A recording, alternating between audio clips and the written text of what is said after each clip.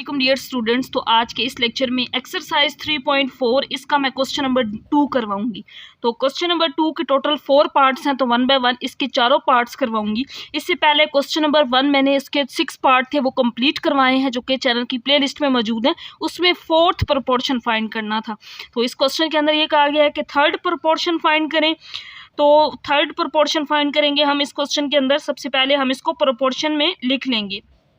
3rd proportion में ये जो सेकंड वैल्यू होती है ना 24, इसको फिर लिखेंगे इस तरह, फिर x लिख लेंगे। क्योंकि प्रोपोर्शन में कोई भी नंबर इस तरह से लिखते हैं a/b प्रोपोर्शन c/d, तभी हम यहाँ से नंबर फाइंड कर सकते हैं। तो इस वजह से मैंने इसको 3rd प्रोपोर्शन में लिख लिया है।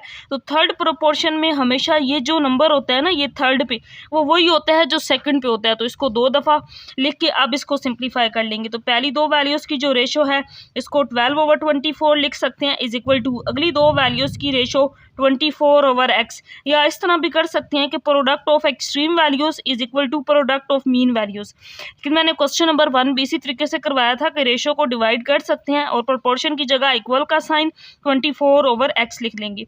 तो हमने x फाइंड करना है, क्रॉस मल्टीप्लाई कर देंगे। यहाँ पे आ जाएगा 12x और 24 मल्टीप्लाई 24। क्योंकि x की वैल्यू फाइंड करनी है तो x को यहाँ से निकाल लेंगे। x के साथ 12 था, इस साइड पे आके डिवाइड हो जाएगा, दूसरी साइड पे इधर मल्टीप्लाई था।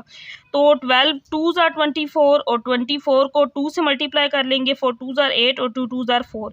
तो ये जो 3rd प्रोपोर्शन है, यानी कि जिसको हमने 24 कहा था, इसमें इसकी वैल्यू 48 होगी यहाँ पे, यानी कि सॉरी, ये जो प्रोपोर्शन है x जो है ये 48 होगा। इस तरीके से हम इसका आंसर निकाल सकते हैं। x यहाँ पे 48 है। अगर यहाँ x पुट करके एक्सट्रीम वैल्यूज़ का प्रोडक्ट और मीन वैल्यूज़ का प्रोडक्ट चेक करें तो वो भी इक्वल ही आता है। इट मीन्स ये प्रोपोर्शन ठीक है। इसके बाद पार्ट नंबर 2 है क्वेश्चन नंबर 2 का, जिसके अंदर 3rd प्रोपोर्शन फाइंड करना है। तो इसको जब प्रोपोर्शन की फॉर्म में लिखेंगे तो सेम पार्ट 1 की तरह रेशो 4x3। अब ये जो सेकंड वैल्यू है इसको अगेन लिखेंगे 4x3 और ये प्रोपोर्शन फाइंड करना है। तो अब इसकी प्रोपोर्शन फॉर्म बन गई है, आगे सिंप्लीफाई करना इसको आसान है। ये रेशो जो है इसको डिवाइड कर सकते हैं, क्योंकि अगर a/b हो ना तो इसका मतलब होता है a/b। तो यही फॉर्म यहाँ पे लिखी है। अब ये प्रोपोर्शन इक्वल में चेंज हो जाएगा 4x3, बल्कि यहाँ x था तो जो वैल्यू फाइंड करनी है ना इसको a रख लेते हैं ताकि सिंप्लीफाई करने में किसी भी किस्म की कोई कन्फ्यूजन ना हो। तो मैंने यहाँ पे a रख लिया है कि ये a हमने फाइंड करना है। तो यहाँ पे इसको सिंप्लीफाई करते हैं, बल्कि पहले क्रॉस मल्टीप्लाई कर लेते हैं। a मल्टीप्लाई होगा x पावर 4 से और ये 4x3 मल्टीप्लाई होगा 4x3 से। तो यहाँ पे x a की वैल्यू निकालनी है तो ये दोनों वैल्यूज ऊपर आ जाएंगी और a के साथ x पावर 4 है यहाँ पे डिवाइड हो जाएगा। 4 4 are 16। x3 और x3 अगर हम मल्टीप्लाई करें तो x3 को x3 से, तो बेसिस सेम हो, पावर्स ऐड हो जाती हैं, तो ये इक्वल होगा x पावर 6 के। तो यहाँ पे 4 4 are 16 और यहाँ पे x पावर 6 आ जाएगा। तो 16 अब पावर 4 है, यहाँ पे 6 है, कैंसिल आउट करेंगे, ऊपर पावर 2 रह जाएगी। तो a जो हमने यहाँ पे लेट किया था, जो प्रोपोर्शन 3rd प्रोपोर्शन फाइंड करना था, उसकी वैल्यू 16x² होगी। इसके बाद नेक्स्ट पार्ट नंबर 3 है, इसमें भी 3rd प्रोपोर्शन फाइंड करना है। तो पहले इस वैल्यू को प्रोपोर्शन की फॉर्म में लिख लेंगे, यानी कि रेशो इसकी ये इस फॉर्म में। तो ये जो वैल्यू होती है सेकंड वाली, इसको 3rd प्रोपोर्शन में लिख लेंगे और यहाँ पे जो वैल्यू फाइंड करनी है उसको मैंने x रख लिया क्योंकि ये a में था। तो रेशो है पहली 2 वैल्यूज़ की जो रेशो है इसको पहले डिवाइड कर लेते हैं। a³ माइनस b³ आ जाएगा, is equal to a³ minus b³ divided by x। क्योंकि हमने x की वैल्यू फाइंड करनी है तो इसको नेक्स्ट स्टेप में क्रॉस मल्टीप्लाई कर देंगे। x और इसके साथ a माइनस b का होल स्क्वायर आ जाएगा और a³ माइनस b³ मल्टीप्लाई होगा a³ माइनस b³ से।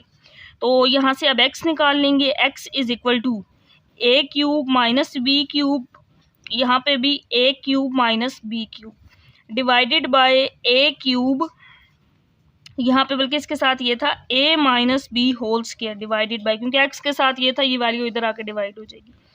अब इसको सिंप्लीफाई करेंगे, A cube minus B cube का फार्मूला ओपन कर लेंगे। तो बच्चों ये फार्मूला ये होता है A cube minus B cube हो तो ये इक्वल होता है A minus B A square plus A B plus B square, इसके इक्वल होता है A minus B A square plus A B plus B square. तो यहाँ पे दोनों में फार्मूला ओपन कर लेंगे।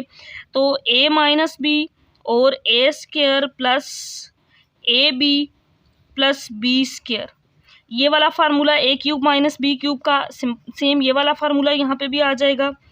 ए minus B A square plus A B plus B square और divided by A minus B का होल स्क्वायर। अब ये पावर 2 है, एक पावर इस ए माइनस बी से कैंसल आउट, दूसरी इससे कैंसल आउट, तो जस्ट ये दो वैल्यूज़ रह गई ऊपर, तो जिनको हम ये लिख सकते हैं x इज इक्वल टू 2 दफ़ा है तो A square plus A B plus B square इसका होल स्क्वायर आ जाएगा, क्योंकि ये वैल्यूज़ ऊपर 2 दफ़ा थी ना, सेम वैल्यू थी, 1 और 1 इसकी पावर 2 हो जाएगी। तो ये इसका आंसर होगा।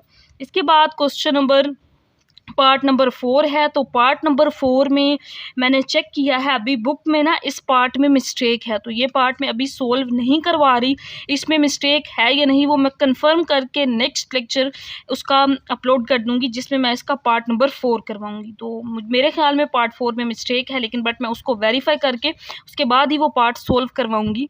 तो तब तक के लिए अल्लाह हाफिज़। चैनल को सब्सक्राइब, वीडियो को लाइक ज़रूर कर लीजिएगा। अल्लाह हाफिज़।